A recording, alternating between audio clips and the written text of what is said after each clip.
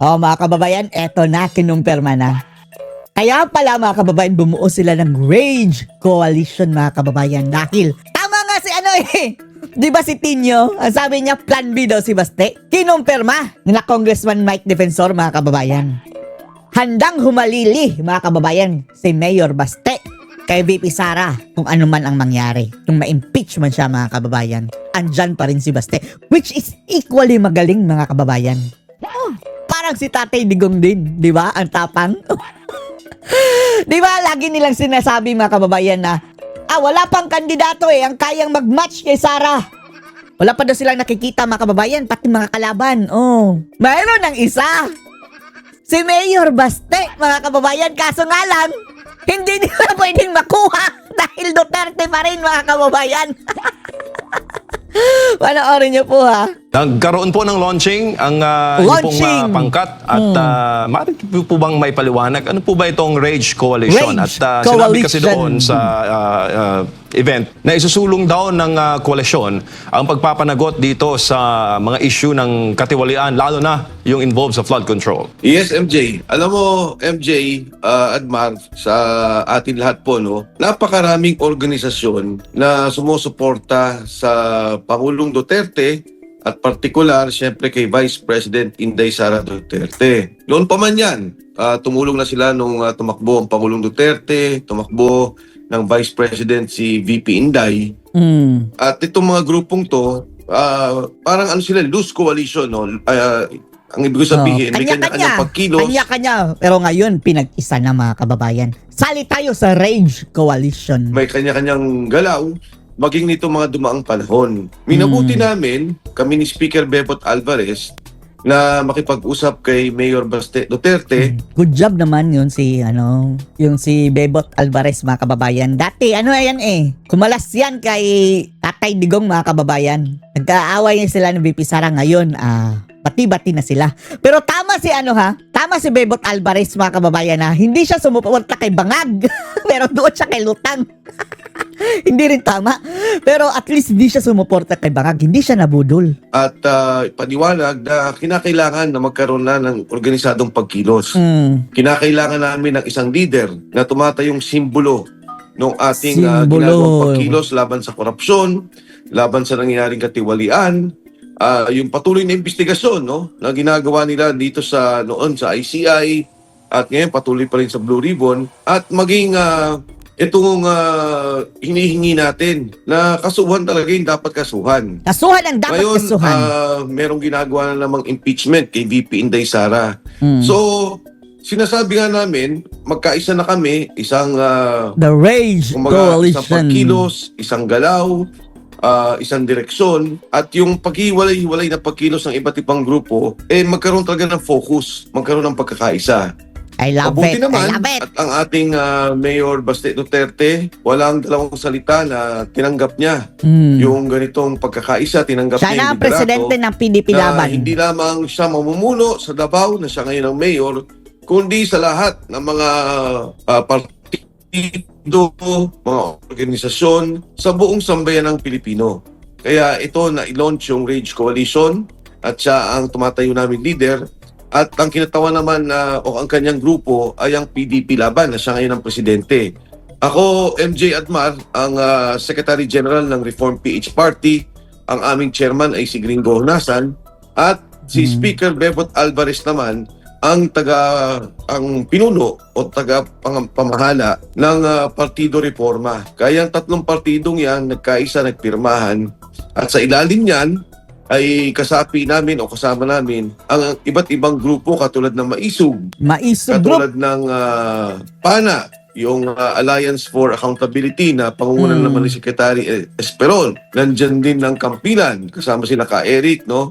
So, ito yung mga grupo na ibinuo para dyan sa pagkakaisang yan. Opo, Tapos yung sir, ano po ang hugpong aasahan ng HNP? taong bayan sa bagong buong koalisyon? Kasi marami po kasing mga pangkat at mga grupo na hanggang launching lang. Wala namang follow-up na mga ganap. Tsaka kasi Dapat mayroon tayong yung parang page. taong bayan naghahanap ngayon ng ng avenue Facebook page. at ng mga masasandalang personalidad at pangkat para po i-voice out ng kanilang hinaing dito po sa mga nangyayari sa kasalukuyang pamahalaan. Tama yan, MJ. Alam mo, ang aming grupo naman, tuloy-tuloy na kumikilos nga eh. Ang katulad na nabanggit ko, nangyayari nga, hiwa-hiwalay pa nga yung aming pagkilos kung minsan hindi kami nagkakaroon ng koordinasyon. Pero sa akin palagay, no, kung Mas mabuti ito mga kababayan. I-recruit nyo si Chavit dahil maraming datong mga kababayan. Kailangan ng pera yan eh. galaw lang naman o pagkilos, dire-diretso yung aming pagkilos. Katulad sa ngayon, kahapon galing ako dyan sa Luneta, yung grupo ng mga Batanggenyo na pinangungunahan ni Congressman Leon Viste, na itong mga magsasaka natin, manggagawa mula Batangas, ang kahilingan ay ibaba ang implementasyon ng VAT, yung kanilang hiling 12% o 10% na lang. Ang maisog naman hanggang sa ngayon ay patuloy na kumikilos sa Korte Suprema. Kaya ito'y magkakaroon kami ng pagkakaisa, pag-uusap sa mga darating na pagkilos namin. Particular dito, MJ, yung di ba nandyan ngayon ng impeachment hearing. Dapat nga may pagkilos kami na gagawin pero ayusin pa namin. Next na schedule. At next schedule mga kababayan. Titistigo daw doon si Trilileng. Trillanes, Putnitex. Aside kay Ramil. Kami pumunta dito sa Kongreso. Mini-hearing na to. Sa ngayon wala namang grupo o hindi naman pa pumupunta si VP Inday Sara. Pero baka ngayong araw lang o bukas ay mabubuo na namin yung mga koordinasyon. Hindi na naman ito pagkilos, MJ. Meron na gumagawang pagkilos, yung koordinasyon na lang para kami makapagtulong-tulong at mabigyan ng suporta ang pagkilos ng bawat isa sa amin. Opo, mayroon Gusto kasi mga namin komento, Kong Mike, na naghahanda na raw ang kampo ng mga Duterte sa worst case scenario in case Ayan, eto na sinasabi, worst case scenario.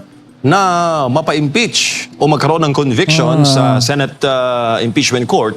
Kung aabot man tayo doon sa story na yon, para po sa 2028, ang plan B daw ay si Mayor Baste. Anong masasabi mo doon, sir? Tinawag nilang worst case scenario. Worst case scenario. Alam mo, uunahin ko muna, MJ, yung sinasabi nilang politika. Ang unang nagkakaroon ng politika ay ang administrasyon. Oo. Yung pag Yung panggigipit nila mga kababayan. Reaction lang ito ng Baste mga kababayan. Dahil ginigipit sila eh. Kinakantin nila si Sara. Nila kay VP Inday Sara, imbis na tutukan nila yung problema sa krisis, tutukan nila yung problema sa gutom, tutukan nila yung problema sa pagtaas ng presyo ng krudo at pagtaas ng presyo ng bilihin, ang tinututukan nila yung impeachment ni Inday Sara.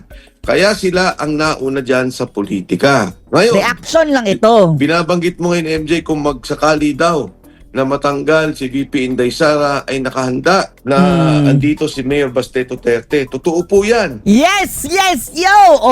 Huwag kayong mag-alala mga kababayan. Andyan si Baste. Nahahalili. Andyan po kami at sinasabi na namin sa kanila, huwag kayong pakasiguro. Oo. Huwag niyong isipin na pagka natanggal nyo sa impeachment si VP Inday Sara, Sa kanila na ang bola. Hindi mga kababayan dahil si VP Sara mismo ang nagsabi mga kababayan na si Baste. Sinabi mismo yan ni VP Sara mga kababayan na gustong magpresidente ni Baste. Sinabi niya yan mga 2 years ago. Nung maisog mga kababayan. So talagang alam na nila ang gagawin mga kababayan just in case, worst case ay scenario. tapos na ang mga Duterte. Tapos na ang inyong pananagutan. Tapos na Kala siguro nila. yung takot nila na makabalikan sila doon sa mga ninakaw nilang pera ay mawala na. Hindi po. Hindi. Nandiyan po si Mayor Baste Duterte at kung papakinggan mo, MJ Admar, nagulat ako eh. Dahil lang sinabi Grabe. nila, ipikit mo yung mata, pakinggan mo si Baste Tatay digong na bata, no? Duterte. Kako, tinitingnan ko si Baste Duterte, pati yung mga mannerism, yung kanyang pananalita, yung mga kanyang kilos.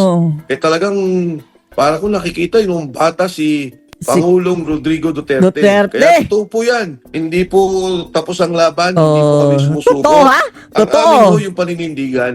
Yung amin yung prinsipyo. Ang sabi ninyo may makukulong, ang sabi niyo may mababalik na pera. Nangyari nga, MJ lahat ng mga frozen accounts doon sa AMLA, doon sa hinawakan nila mga pondo. Ngayon wala na. Nakakawala na lahat. Yung mga deposito na So mga kababayan, joke lang yung frozen nila na asset. Nirelease na pala. Mga hunghang, ang huhudas, Barabas. Draw na. Tapos hanggang ngayon, Na-withdraw wala na. tayong naririnig na kaso. Oh. Wala tayong narinig na nananagot. Talagang moro-moro. May nanagot si ano. Kaso lang, hindi magnanakaw. Si Ang nangyari- Kong Kiko. Kinasuhan mga kababayan. Buti na lang nakapagpiyansa. Sa ating bansa. At ito yung aming paninindigan at prinsipyo. Itigil ang korupsyon, itigil ang kurakot, panagutin yung mga Panagutin. kumuha ng pera. At higit sa Lalong-lalo lahat, si Marcos. Isang ulo lang kailangan natin. Ulo. Ni Bongbong Marcos Jr. Yan ang sabi ni Baste, mga kababayan. itong ating krisis sa ngayon, sagutin natin kung ano yung problema. Sagutin natin kung paano matutulungan ang bawat pamilyang Pilipino. Kung Mike, Syukran. paano naman po ang partisipasyon ng mga overseas Filipino worker? Kung sila po isasali sa RAISE Coalition, paano naman po ang ordinaryong Pilipino? Paano po sila makapag-participate sa inyo pong mga tahak? Yes, MJ. Alam mo, itong aming grupo naman, talagang loose coalition. Andyan po yung mga partido, yan po yung pangunahing nagkaroon ng pirmahan, pero nandyan po ang mga individual at mga organisasyon. Magugulat ka, MJ, no?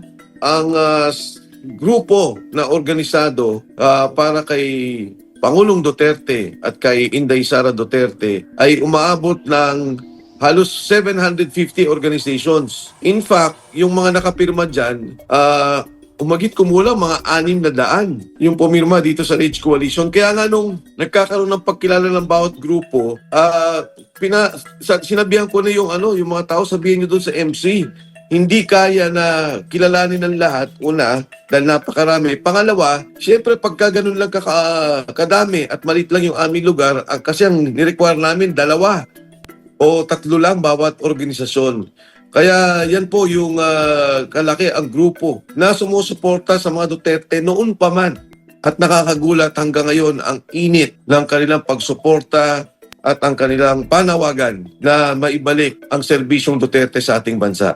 Bago lang po si Partner Admar, Kung Mike, sinabi po kasi doon sa speech ni Mayor Baste at nanawagan po siya na i-contact siya kung di man raw siya ma-contact ng mga incumbent congressman, kontakin daw po kayo o kontakin po si former Speaker Bebot Alvarez. Kung gusto daw nilang lumipat, tumawid na po, no? Ang word na ginamit ay kung gusto mag-defect. Meaning po ba may mga failures, may mga nagpapaabot po ng signal mula po sa kabilang political samahan na tatawid Marami. sa inyo? Marami, MJ. Marami nakipag-usap. Maraming gusto malaman kung paano siguro makapag-ayos. Dahil siguro ayaw na rin nila yung nakikita nila. Hindi nila rin nagugustuhan, no? Itong nangyayaring impeachment. Sa katunayan, marami ang ayaw na pag-usapan itong impeachment pero napipilitan din dahil siguro may pagtulak ang taas, ang administrasyon para dito nga sa sinasabing pagtatanggal kay VP Inday Sara. At syempre, umahanap din sila ng papayungan. Kung sila ba'y tanggap, kung sila ba'y pagbibigyan, kung ano ba yung magiging usapan o magiging tulungan dito sa administrasyon kay Vice President Inday Sara sa darating na panahon. Kaya sinabi na nga ni Mayor Baste Duterte, andyan si Mike, andyan si Speaker Bebot, kayo na mag-usap. Ako naman sabi niya, di ba malinaw yung sinabi niya eh. Ako naman sabi niya, naintindihan ko yung politika, naintindihan ko yung pagtutulak o yung pressure na ginagawa sa inyo, maging yung mainstream media, binanggit niya to. And kung sakasakaling makakapagsama tayo, walang problema sa akin. So maganda to, MJ, no? Nakikita mo naman na bukas si Mayor Baste Duterte na talaga namang pag-usapan at pwedeng magtulungan at naintindihan niya naman yung mga nakaraang politika. Kung Mike, magandang umaga. Si Admar po ito. Nababanggit yung politika. May nagsasabi na maaga raw kayong namulitika. Kayo raw maagang namulitika. At parte ito ng politika, itong coalition po ninyo bilang paghahanda. Lalo na kung ang Malacanang po ang magsasabi, itigil daw po muna ang maagang pamumulitika at pagtuunan muna itong krisis na kinakaharap ng bansa ngayon. Sabihin mo, Admar, sa Malacanang, kung talagang gusto nilang walang politika, tigil nila yung impeachment kay VP Inday. Yan ang malinaw na politika. Yung ginagawa nila, na pinapaimbestiga nila ang isang tao na yung kaso niya nasa COA pa at napakaliit. Ang natitira na lang na hindi pa nag-aayos dyan sa mga liquidation ay 75 million. Yung ibang departamento, di ba? Department of Agriculture, 10.5 kung di ako nagkakamali, 10 billion. Yung Department of Health, 10.5 billion. Yung Department of Public Works and Highways, 17 billion. Yung Department of Agriculture, 8.5 billion. Yung mga yun, notice of suspension na at may disallowance, hindi nila iniimbestigahan. Etong taong to, ang gusto nila imbestigahan, ang gusto nila i-impeach, wala naman, nakandun pa sa COA, paulit-ulit na yung ginagawa nilang pandinig tungkol dyan, talagang politika yung ginagawa nila. So, una yan sa palasyo, patigilin nyo yung inyong mga kaalyado dahil tama ho kayo, ang unahin natin ang krisis. Tama ho kayo, ang unahin natin ang problema at wag ang politika. Kami, yung aming samahan, bukod dyan sa paglaban namin sa impeachment, gusto namin may maikulong kayo, may makasuwang kayo dyan sa nangyaring nakawan. Hindi ba nakikita ng palasyo na November pa ho yan, hindi tumitigil ang tao. Ang galit nandyan pa rin, kaya nga naging rage coalition. Galit dahil walang nakulong. May pinangako kayong makukulong nung Disyembre. Tapos na ho ang Semana Santa. Wala pa rin nakukulong at walang nakasuhan. Yung binabanggit nilang kaso, wala ho yun. Sa naririnig ko, yung bang daw Speaker of the House at saka po yung Senate President involved dun sa budget dahil daw yun ang gumawa ng budget at nagkaroon ng plunder, hindi ho yun uubra na kaso. Dahil ang kasalanan po yung pagnakaw ng pera. Ang sabi nyo, si Saldico ang magnanakaw. Nagsalita si Gutesa. Nagsalita yung 18 Marines. Kami ang nagdi-deliver ng pera. Yun ang tutukan nila. Yun ang tingnan nila. At palagay ko, pag yan ang ginawa nila, makakalma ang taong bayan. Opo, tinanong po ang palasyo kahapon sa press briefing na imbis daw, tinanong na imbis na punahin yung mga ginagawa ng Pangulo, why not mag-suggest at magbigay ng rekomendasyon? If ever man na hindi mamuna ang Duterte camp, if ever magbigay sila ng suggestion at tulong sa pamahalaan, bukas po ba yung palasyo? Ang sagot dito ng ni Yusek Claire Castro, quote-unquote, sabi ng Pangulo, nothing is off the table kahit saan galing yan. Ang ayaw lang po natin, kahit naman po siguro kayo, ang ayaw po natin ay pamumuna ng walang basehan na nagiging fake news na. Yun lang naman po ang ating ikinababahala. Ang mabuhay tayo sa mundo ng fake news, yun po ang dapat na ingatan. Sa tingin niyo po ba bukas ang gobyernong ito sa mga naririnig na mga puna at suwestyon at nakita nyo ba yung adjustment? Kasi sinabi dito, kahit saan daw galing, nothing is off the table, kahit saan galing. Pwede bukas ang Pangulo sa any suggestion at kung ano man yan na makakatulong sa governance po. Well, una, Bar, yung panawagan ni Congressman Lian Liste, yan naman yung tinutulak na namin. Di ba? Ang gusto niya, bawasan ng ang ating VAT from 12% to 10%. Ang epektibong mangyayari dyan, kunyari ang isang pamilya ay sumisweldo ng 25,000, mga more or less, 500 piso ang maibabawas niya sa bawat buwan ng kanyang mga gastusin. Kaya ito, isa sa mga tinutulak namin yan. Ang sabi nga ni Kong Lian, nung tanongin, bakit 2% lang? Sabi niya, 2% nga, ayaw pampayagan. Paano pa kaya kung mas malaki? Ang pangalawa, yung binabanggit ni Egay Irice, nandyan din naman yan, anong sabi niya? Kung pwede, magtayo tayo ng cap, no, o pagdilimita sa pagtaas ng presyo ng krudo na ang inaano niya ay 70 pesos, magkaroon ng isang pondo o floating fund para tugunan ito. So ito yung mga nandyan ang pinag-uusapan. Mahirap pang magdagdag o sumali pa sa ganyang usapin kasi yung nga lang dalawang panukalang yan, malaki na ang pag-aaral natin at tinitingnan na natin kung ano yung magiging epekto sa kabuuang ekonomiya, sa pondo natin at kung ano mangyari. Pero nare-recall ko, sabi nga ni Irice, bakit naman ang taong bayan lang kailangan maghirap? Tayo naman ay gobyerno. Kung pwede naman nating bawasan din ng kaunti yung ating pondo para sa taong bayan o magsakripisyo tayo, hindi natin magawa. Trilyon ang nawala sa flood control mess. Trilyon ang pondong nilagay nila sa mga ghost project. Yan po ang tingnan natin. Ngayon, nangutang na naman tayo, sabi nila, sa agricultural modernization. Sana naman, matutuon na yan. Baka mamaya naman, mga ghost project na naman yan naman dun sa mga irigasyon.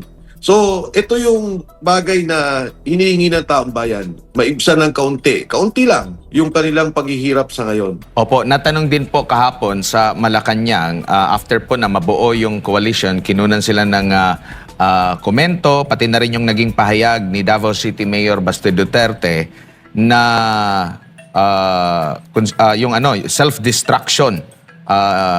Yung pagbukas daw sa flood control issue ay self-destruction para sa kasalukuyang presidente. Sagot naman dito ni Undersecretary Castro, quote-unquote, self-destruction. Ang pagpapaimbestiga sa maanumalyang flood control projects ay self-destruction para sa Pangulo. Parang kakaiba po yata ang kanyang pananaw. Kaya ba hindi nagpaimbestiga ng malaliman ng nakaraang administrasyon dahil magiging self-destruction sa dating Pangulong Duterte? Hindi po ganyan ang pananaw ng Pangulo. Ang Pangulo po kahit maapektuhan at matamaan ang kanyang administrasyon, kahit ang kaalyado man niya at kaibigan niya or kamag-anak niya ay maapektuhan, ipagpapatuloy po ang pag-iimbestiga sa flood control projects. Bakit? Dahil ito ay pondo ng bayan na dapat i-report sa bayan. Kung merong dapat managot, yan ang nais ng Pangulo. Dapat na managot, hindi dapat na tinatakpan, hindi kinakailangan magkaroon ng cover-up. Ano pong masasabi niyo po rito? Unang-una, naawa ako kay Yusek Claire sa kanyang pagsisinungaling. Kung meron dapat na peddler of fake news, dapat tanungin natin si Yusek Claire kung tama ba yung kanyang sinasabi. Yung self-destruction na binabanggit ni Mayor Baste Duterte, napakalinaw niyan.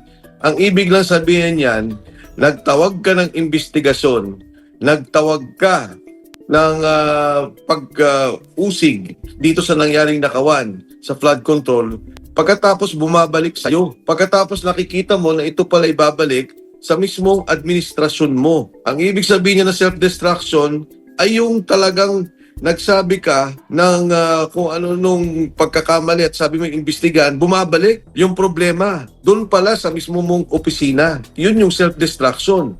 Kaya yung sinasabi nila na nanawagan ng Pangulo, hindi yung totoo. Yung ICI nga, ano nangyari? Wala naman binigay na pag-aaral ng ICI o kaso na dapat kasuhan. O ano may nagsinabi si Diskaya, may affidavit yan. Pinirmahan. Inimbestigahan ba nila yon? Hindi. Nagsalita si Gotesa, may affidavit. Imbis na imbestigahan nila, pinailan pa nila sa korte. Tapos ay nilang tanggapin yung kanyang affidavit. O ngayon, nagsalita na naman po yung 18 Marines. Ayaw din nilang tanggapin.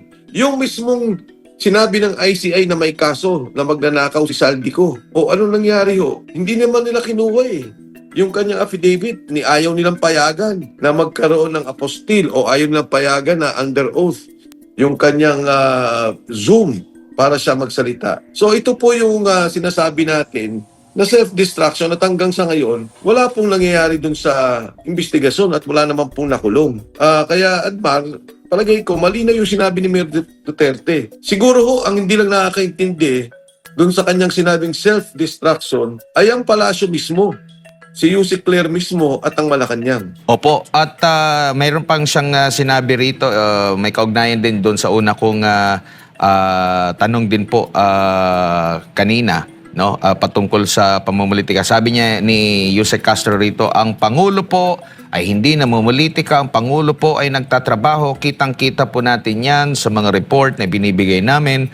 Although pilit na iniiba, tinitwist ng mga fake news peddlers at alam naman natin kung bakit nila tinitwist at ipinapakitang walang ginagawa ang Pangulo, hindi maapektuhan ang Pangulo sa mga personal na galit, personal na interes, personal na ambisyon. Ang nakababahala lamang dito ay ang personal na galit, personal na interes at personal na ambisyon ay gamitin ang taong bayan na galitin ang puso ng bawat isa sa atin sa pamamagitan ng paglalahad ng kanilang fake news. So kumbaga, dahil daw na ginalit ang taong bayan, kaya galit daw po yung taong bayan. So ibig sabihin, mali pala ang pagpuna ng taong bayan kung sila'y nahihirapan sa panahon ngayon na kanilang nararanasan. Kong Mike. Mamaya Admar, alam mo, kahit na ano pang gawin mong fake news, kahit na ano pang sabihin mo na gawa ng kwento, pagka maayos ang buhay ng taong bayan, hindi sila magagalit. Ang galit ng taong bayan ay dahil kitang-kita nila na may nagnakaw ng pondo. Yung paglabas lang ni Saldico at sinabi ni Saldico na siya yung may hawak ng pondo, siya yung gumagawa ng pondo at sinabi niya ito ang nakawan. Ito ang kinuha ng Pangulo, ng Presidente, naglagay ng 100 bilyon. Nag-deliver ako kay Yusek Jojo Catis. Pagkatapos nagsalita si Yusek Bernardo doon sa investigasyon, nagkumuha ng pera si Trygrid Olaybar, si Adrian Bersamin. Naririnig ng taong bayan yan. Sila yan. Nagsalita na ang pera ay ninanakaw. Nung nakita ng taong bayan na walang nakukulong, nakita ng taong bayan na yung palang mga proyekto na importante, kinuha ninyo yung subway at inilagay ninyo sa flood control. Nakita ng taong bayan at narinig nila, yung PhilHealth, kinuha mo yung pondo at nilagay mo sa flood control, talagang magagalit ang taong bayan. Magsasalita talaga dahil silang apektado. Pag nagpunta ang pamilyang Pilipino, may sakit, yung kanilang kamag-anakan, at sinabi ng ospital, wala akong pondo, ayaw namin sa PhilHealth dahil walang kasiguraduhan, baka hindi kami mabayaran, yan po magiging problema natin. Iyan ang nadarama ng bawat Pilipino ngayon. Ngayon, pumunta tayo sa krisis. Nakita nila, sumasakay sila, nagtaas ng presyo. Pumunta sila sa palengke, pumunta sila sa pamilihan, nagtaas ng presyo. Pagka ganyan po yung nararamdaman ng tao, naririnig yung malay-maleta, bilyon-bilyon, na ilang tao lang ang nagnakaw. Pagkatapos sila, nahihirapan sila sa kanilang pamimili, sa kanilang buhay, sa pagbayad sa kuryente, sa pagbayad sa pamasahe, talagang magagalit to. Ngayon, kung ang gagawin nila at talaga namang may gera sa Middle East at makikita ng tao na kahit papano hindi tumataas ang presyo, kahit papano hindi sila apektado, kahit papano ay naibsan yung kanilang kalagayan, baka mawala galit sa kanila. Mababasa ng tao Sa buong Asia, tayo may pinakamataas na pagtaas ng krudo kumpara sa ibang bansa. Talaga kung iba yan. Ang dami nating OFW. Hindi naman po natin kailangan mag-invento. Magsasabi lang yung taga-OFW, for example, sa Singapore, o magsasabi doon sa Thailand, o magsasabi kung nasaan man sila. Ito lang ang tinaas ng presyo ng gasolina. Tapos makikita lang sa Pilipinas, almost 90% ang itinaas. Talagang magagalit yan. So, Admar, pabalik tayo sa usapin. Yung galit ng tao ay dahil sa kanilang sariling eksperyensa. Yung kanilang dinadanas araw-araw. Kung ito ay aayusin, kung ito ay tutugunan, palagay ko naman kahit na anong sigaw ng tao at kahit anong fake news, hindi nila kayang galitin ng taong bayan. Congressman, patunay po ba rito yung sa sinasabi niyo po na sa nangyari sa dating administrasyon na sa kabila ng mga alegasyon, kritisismo, bumaba po siya ng may mataas na grado? Tama yan pa. Huwag na tayong pumunta kay Pangulong Duterte. Baka isipin naman lang dahil kasama mo Mike si Mayor Duterte. Kay Presidente Pinoy din naman. Bumaba rin naman ang rating, tumataas, bumababa. Pero makikita mo, hindi ito nag-negative na katulad ng nakikita natin ngayon. Pagdating kay Pangulong Duterte, tama rin yan. May bumababa siya minsan, may tumataas. Pero nakita mo, nung matapos siya, nagpasalamat ang sambayan ng Pilipino, ang taas ng kanyang rating, maging numatapos na siya. At ngayon, nakikita mo yan sa mga anak. Ang pasalamat ng taong bayan sa kanilang anak. Bakit? Siyempre, nakita naman nila kahit dumaan tayo sa COVID, dumaan tayo sa paghihirap. Di ba noong panahon ng Pangulong Duterte, anong ginawa niya? Itinaas ang sahod ng mga guro. Itinaas ang sahod ng mga pulis. Itinaas ang sahod ng mga sundalo. Nilibre yung mga state colleges and universities. Libre. Na nakita nila, nagkaroon ng pag-asa yung anak ko kahit mahirap kami, basta nagmagsipag at mag-aaral, pwedeng makatapos, pwedeng gumanda ang buhay. Pagkatapos yung PhilHealth, ginawa niyang universal healthcare. Paganda ng paganda yan Magmula nung kay GMA, kay Pinoy, kay Pangulong Duterte, palawak ng palawak. Nung kay Pangulong Duterte na sabi niya, hindi, maglagay tayo ng pondo para yung talagang walang pondo, walang pera, bayaran na ng gobyerno. So naglalagay dyan taon-taon ng pondo sa PhilHealth.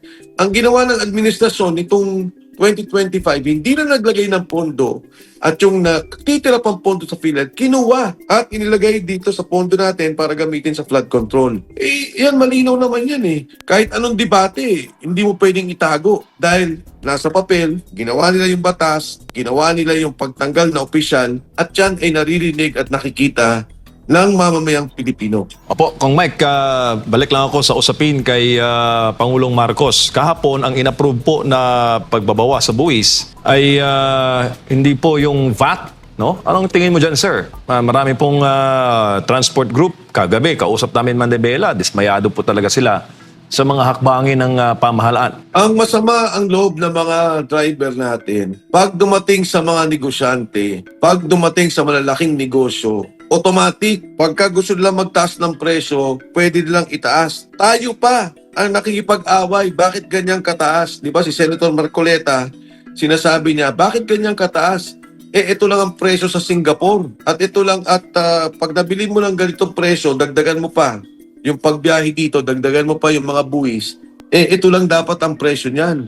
Bakit ganito kataas ang presyo ng krudo dito sa ating bansa? Tayo po ang humihingi ng paliwanag. Pero pagdating sa driver, kailangan niyang ipaliwanag bakit siya nagtaas. Hindi niya otomatikong pwedeng itaas ang pamasahe. Yan ang mali yung ating batas. Mali yung pagkakaugnay ng mga batas. Pag malaking negosyante, korporasyon, automatic. Pag mga driver na apektado, kawawa, hindi na pwedeng itaas. So ito yung kailangan nating ayusin. Pagdating mo naman mismo sa mga pasahero, yun yung binabanggit ko kanina, mararamdaman lang naman yan ng taong bayan. Tataas ang pamasahe nila, syempre pag tumaas ang krudo, tataas ang pamasahe nila, bawas na naman sa kanilang kinikita. Pagdating sa mga produkto, automatiko na yan. Kasi pagka ikaw nagbiyahe, hindi ka naman kumukuha ng pasahero, nagbiyahe ka ng gulay o nagbiyahe ka ng bigas, dahil tumaas ang krudo, kailangan mo na rin itaas yung iyong pagbebenta para kumita. No, yung mga nagpapabiyahe ng mga produktong to. Kaya ito nga, MJ, yung binabanggit na pagbaba, pasalamat na rin tayo dun sa LPG at kerosene na kahit paano may ibababa yan. Pero hindi sapat. Andyan na yung emergency powers Nandyan na lahat ng poder na ibinigay natin.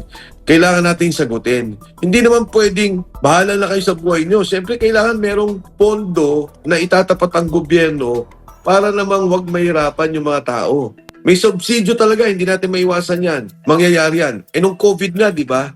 Ginawa din natin yan Yung mga tao walang trabaho, ito, meron muna kayong pondo. Pero ito, ang hinihingi natin, yung pangkalatan, dahil nakapagtrabaho naman ng tao, kumikita naman lahat, medyo tulungan naman natin sila sa kanilang gastusin. Alalayan naman natin sila doon sa kanilang pang-araw-araw na ginagastos para sila mabuhay.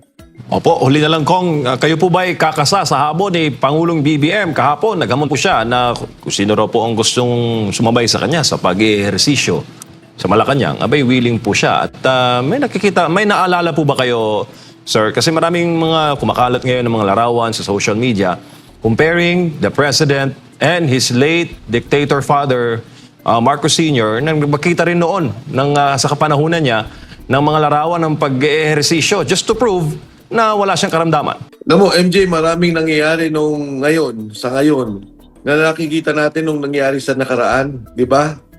Kung titingnan mo, yung diktatorya noon, initially, when it was imposed in 1972, yung simbahan nandyan, sumuporta doon sa martial law. Maraming mga partido, ngayon nakikita mo yung mga kalaban niyang partido katulad ng liberal ay tahimik doon sa nangyari at nakikitang korupsyon. Of course, maging sa mga binanggit nga to ni Mayor Baste, di ba yung mga negosyante maraming takot na totoo ho yan. Kasi nga syempre imbis na gipitin sila, tahimik na lang sila. So marami tayong nakikita at naisa sa larawan. Yung military, pangunahin, di ba? Tahimik, sumuporta. Ngayon nakikita natin tahimik. Pero ako, ang palagay ko, MJ, bukas naman yung mata ng marami. Bukas yung mata at tenga ng marami. Hindi sila bulag, hindi sila bingi. Nakikita nila yung realidad. Katunayan, maraming ang mga sundaluhan, mga kapulisan. Pag nag-uusap kami, nararamdaman ko, naramdam nila yung nangyari sa ating bansa. Dahil yan din naman mga Pilipino. May pamilya rin sila, binubuhay din nila yung kanilang pamilya. At sa aking palagay, maging sa marami sa mga simbahan, iba't ibang sangay ng simbahan, naririnig ko na rin yung ganyang pananalita. Of course, malinaw naman, di ba, yung ating sinasabi na 2028, lalaban tayo. Ang tanong natin is, kaya pa ba ng bansa? Kaya pa ba ng sambayan ng Pilipino? Kaya pa ba ng bansa natin? Itong kawalan ng tiwala sa gobyerno, kawalan ng pag-asa sa mga nangyayari. Wag naman sana, wag naman sana. Pero dapat din naman ang palasyo, ang presidente, kumilos din ng tama. Wag sila magsabi ng politika kung sila mismo ang unang namumulitika. Yan ang impeachment na yan, pangunahin yan. Malaki ang magiging problema natin. Yung pag-aaway-away na yan, yung division na mangyari, dulot nitong politika ng impeachment. Tingnan ninyo, makikita natin yan muli. Yung sinasabi nila na tumulong kayo dahil may problema tayo, hindi yung mananahimik ang bansa. Hanggat may mga ganitong pagkilos na sa likod, sa harap, sinasabi niyo, tumigil tayo magtulungan, pero pag nakatalikod, iba ang ginagawa. Yan po ang problema sa ating bansa. Yung ginawa nila kay Pangulong Duterte, ganun din 2023, sabi nila, wala tayong ICC. Alis na tayo dyan, hindi tayo tutulong, wala tayong gagawin. Pero 2023, sinimulan nila yung investigasyon. 2024, inilipad nila sa malayo yung ating Pangulong Duterte. Yan, patuloy na tinik na nagpapatuloy ang galit ng tao. Tinik sa dibdib ng bawat isang Pilipino. Bakit isinuko ang Pangulo sa isang banyagang korte? Kahit hindi ka supporter ng Pangulong Duterte, pero ikaw malinaw iyong pag-iisip, alam mo na hindi lang ito pagsuko ng isang tao. Pagsuko ito ng ating korte sa kanyang jurisdiksyon at pagsuko to ng soberenya ng ating republika sa isang banyagang korte at banyagang batas. Kong, huling na lamang po, ano pong masasabi niyo po? Kahapon ay sumuko sa kapulisan si Congressman Kiko Barzaga, no? Kaugnay sa kinakaharap nitong kasong libelo. Kung matatandaan natin, mga mambabatas din, mga kongresista din yung ilan sa mga nagsampa ng kaso po sa kanya. Ano pong masasabi niyo po rito, sir? Alam mo, Admar, nabanggit ko to din to kay Mayor. Yung kaso sa akin, may mga kaso na rin nakafile sa akin. Yung mga kumpanya na hindi man ako yung may-ari, may involvement lang ako, ay pinapasara, sinususpend. Yung isang kumpanya na talagang pamilya ko naman, hindi naman ako talaga yung may-ari, pamilya ko. Alam mo, 100 tao ang mawawalan ng trabaho. Doon sa isang kumpanya na ako'y nahalal na Pangulo, investor lang naman ako, 700 tao ang mawawalan ng trabaho. Etong kay Kiko, nung nakita ko kagabi, sabi ko nga, kawawa tong batang to, pero matapang yan. Matapang yan si Kiko Barzaga, suportado namin yan. Pero isipin nyo, ang paggamit ng iba't ibang ahensya ng gobyerno para manggipit ng taong bayan.